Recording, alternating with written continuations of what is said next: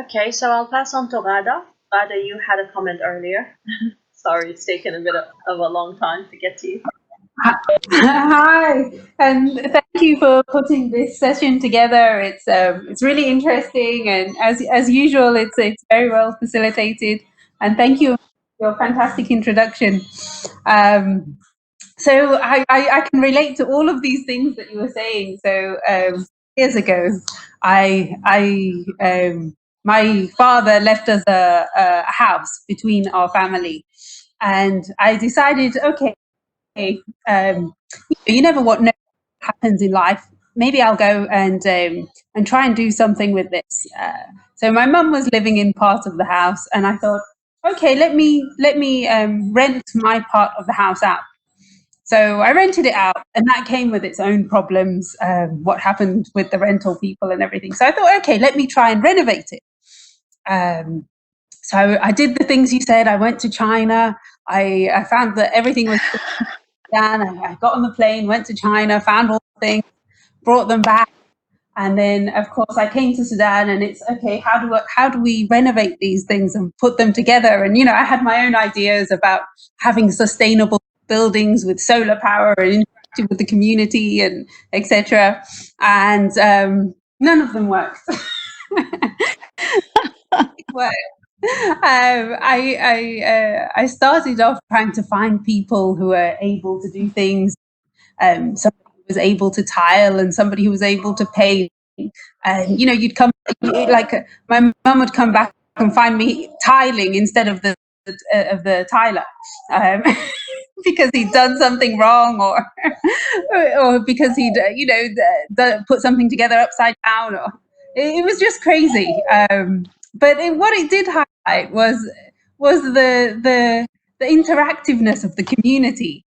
How you go to find somebody, and then they come to your house, and then you have to make fatur for the builders, or I don't know, the cement is going up is doubling every 2 days or something, and you have to go and certain things from a shop in advance because you don't want the price to double, and then you become friends with them, and it highlights how interactive the community is, and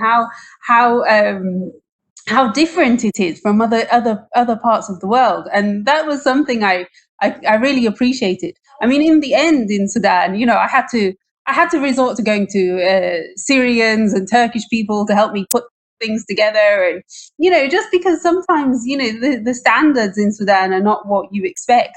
And even till now, 3 years on, I haven't finished. I haven't even finished half of it, but but it was a learning experience for me. It was just a community, learning how things work, learning how what time scale you have in Sudan. It's never going to be enough. Your budget's never going to be enough. And it's like I mean, I appreciate the culture and the community.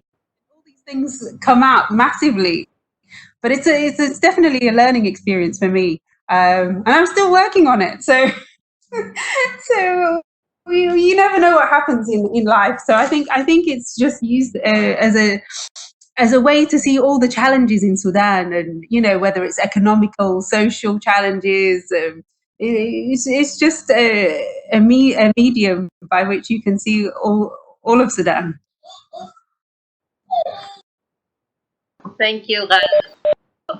Thanks, Rada. Brilliant. I think you painted a picture that is certainly very common to quite a lot of our experiences, and you reminded me of this is like a memory, and you literally said it exactly how it happened, and my mom was doing the same thing with the house, and it was all the same experiences.